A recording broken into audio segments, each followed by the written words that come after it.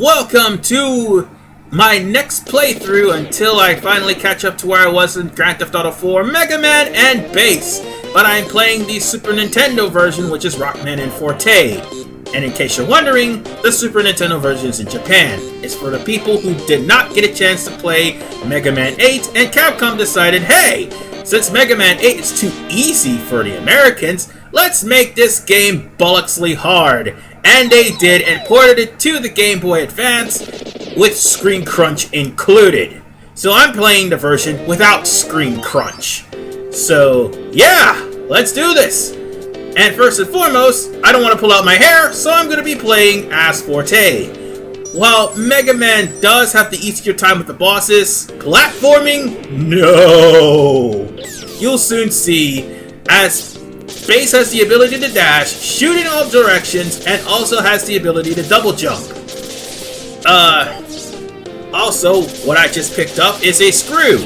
If I was playing Mega Man 8, or Mega Man 7 at least, you'll know that screws came from both of those games. Except in Mega Man 7, you could just pick up screws up to 999, same thing here in this game, but in Mega Man 8, there's only 40 screws that you could use throughout the entirety of the game. Oh, and one more thing, no e-takes. Anyway, as you can see, the platforms here can be rather, insane, to say the least.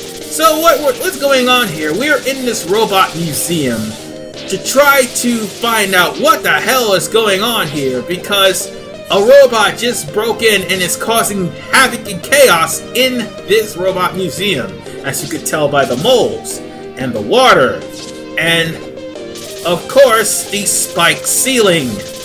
Yes, I know I gotta get on to Mega Man 4. I gotta record that. I'm just doing this as a project until I get that done. Anyway, as soon as you pass through this area, make sure that you do not be on the higher part of the platforms, because you will be crushed by spikes. And spikes are instant death. Plus, spikes are pretty much as everywhere as Dr. Cossack's castle. I know I have to do Mega Man 4. But nonetheless, when it comes down to Bass,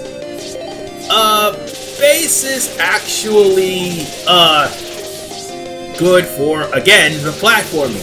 But when it comes down to the bosses, he's not really that great. Until, that is, he gets his upgrades. And I'll be using the second part to talk about the upgrades later, or at least, the upgrades that are present there later, because we have to go through certain convoluted things. But for right now, you jump over that, Joe that was there, because Mega Man would actually have to shoot the Joe to continue, and through the double doors, we come here to the story section. Blues! That's Proto Man, by the way. That's far enough, King. First Dr. Wily's lab, now the museum? I've now obtained all the blueprints on you combat robots. With this data, I can assemble an invincible mechanoid army. I can't believe I stuttered on that part.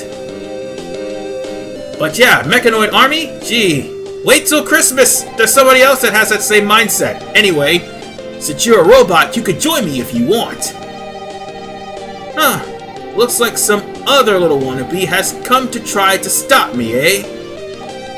I guess I'll just leave you two with my underlings. What underlings? I've already destroyed them all. You ain't going nowhere, King! By the way, sub-translation errors. Enough, you little pest! Annoying little pest? Yeah, that's what I meant to say. But that's not what's meant to happen! Proto Man has been severed in half! Jesus Christ! So that's King, huh? Well, there's only there's only room for one strongest in this world, and that's me! Nobody will stand in the way of the forging of my legend as the most powerful being in the universe! I mean world! I'm so totally not trying to sound like Frieza! But nonetheless, after King cutting Proto Man in half, King just simply leaves you to the Green Devil.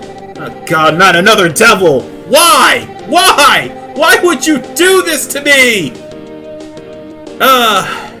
That's what every Mega Man player would say when seeing this boss, but ironically enough, this is the easiest devil in the series. And then the rest of the game actually makes up for this piss-easy boss. Alright, when it comes down to the green devil, you have to jump over the green blobs that it throws underneath you, and you have to shoot the green blobs it's throwing at you, or at least avoid the green blobs it's throwing at you. Get to a point where you're able to safely jump out of the way, or just shoot them if you can, if they're in your line of sight. As you can see, the Mega Buster may actually do some serious damage with charge shots, but when it comes down to the Base Buster, you can mow through this thing.